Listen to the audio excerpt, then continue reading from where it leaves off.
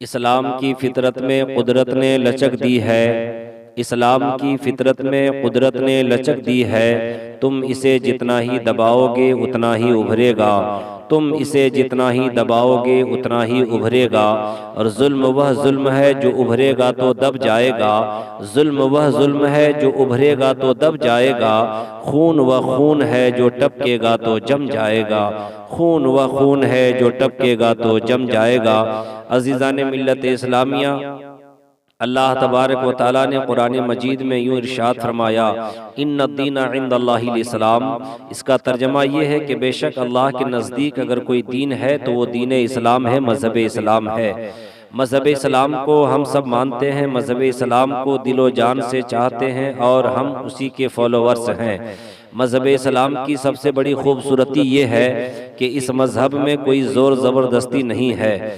آپ سے اگر کوئی پروف مانگے، دلیل مانگے کہ اس کی دلیل کیا ہے، اس پر آپ کوئی دلیل دیجئے تو قرآن مجید سورہ بقرہ آیت نمبر 256 آپ پڑھ کر کے بتا دیں۔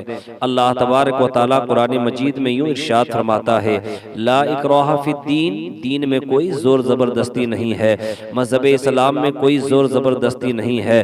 اس کا مطلب یہ ہوتا ہے کہ آپ کسی کے گردن میں تلوار رکھ کر کے نہ کہو کہ تم کلمہ پڑھو، کسی کے سینے میں بندوق رکھ کر کے یہ نہ کہو کہ تم کلمہ پڑھو، بلکہ دین تو دل سے قبول کیا جاتا ہے، کلمہ تو دل سے پڑھا جاتا ہے، کسی کو مجبور کر کے دین منوایا نہیں جاتا، کسی کو مجبور کر کے کلمہ نہیں پڑھوایا جاتا۔ اور واقعی میں کتابوں کے مطالعے سے پتہ چلتا ہے جن لوگوں نے بھی مذہب اسلام کو اپنایا ہے تو مجبور ہو کر کے نہیں اپنایا، جن لوگوں نے نبی کا کلمہ پڑھا وہ مجبور ہو کر کے کلمہ نہیں پڑھے ہیں، بلکہ وہ پڑھے ہیں تو مسرور ہو کر کے پڑھے ہیں، آقا علیہ السلام کی محبت میں کلمہ پڑھے ہیں، مجبور ہو کر کے کسی نے کلمہ نہیں پڑھا ہے۔ آؤ ذرا اسی طرح کی ایک روایت آپ کے حوالے کر دیتا ہوں۔ میرے آقا علیہ السلام معراج کی رات جب اللہ سے ملاقات کیے اور اس رات میں سفر کر کے اللہ سے ملاقات کر کے جب واپس آئے، دن میں آپ نکلے نا تو راستے میں کیا دیکھتے ہیں کہ ایک عورت چلی جا رہی ہے، اپنے کندھے پہ آٹے کی ایک بوری، ایک تھیلا لیے چلی جا رہی ہے، لیکن ان کے آنکھوں سے اشک روا ہیں، وہ عورت روتی ہوئی چلی جا رہی تھی۔ نبی پاک صلی اللہ تعالیٰ علیہ وسلم قریب جاتے ہیں، کہتے ہیں کہ رونے کی وجہ کیا ہے؟ آپ صلی اللہ تعالیٰ علیہ وسلم نے سوال کیا کہ خاتون تو کیوں روتی ہوئی چلی جا رہی ہو؟ تو اس عورت نے کہا کہ میں فلاں یہودی کی کنیز ہوں، اس نے مجھے دانے پسوانے کے لیے بھیجے تھے، میں بیمار ہوں، دیکھو جانے میں تاخیر ہو گئی ہے، اب وہ ہم پر غصہ کریں گے، مجھے ڈانٹیں گے، مجھے ماریں گے، میں اسی ڈر سے روتی ہوئی چلی جا رہی ہوں۔ آقا علیہ السلام نے فرمایا کہ تم گھبراؤ نہیں، چلو میں تمہاری سفارش کے لیے جاتا ہوں۔ پھر آقا علیہ السلام نے اس آٹے کے تھیلے کو اپنے دوش مبارک پر لے لیا ہے، اپنے کندھے مبارک میں رکھا، اور آپ صلی اللہ تعالیٰ علیہ وسلم اس عورت کے ساتھ ساتھ اس یہودی کے دروازے پر چلے گئے۔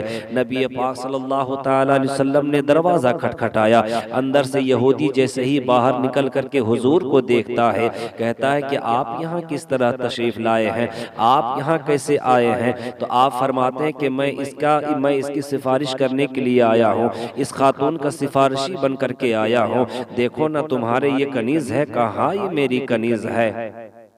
بیمار تھی بیچاری، آنے میں تاخیر ہو گئی ہے، اسے ڈانٹنا نہیں، اسے مارنا نہیں۔ کہا یہ بتا دیجئے کہ آپ ان کی سفارشی بن کر کے آئے ہیں؟ کہا ہاں میں سفارش کرنے کے لیے آیا ہوں۔ تو اس یہودی نے کہا کہ آپ رات معراج میں گئے تھے؟ حضور نے فرمایا کہ یہ تجھے بات کیسے معلوم ہوئی، یہ بات تجھے کیسے پتا چل گئی کہ میں معراج میں گیا تھا؟ حضور فرماتے ہیں کہ ہاں میں معراج میں گیا تھا۔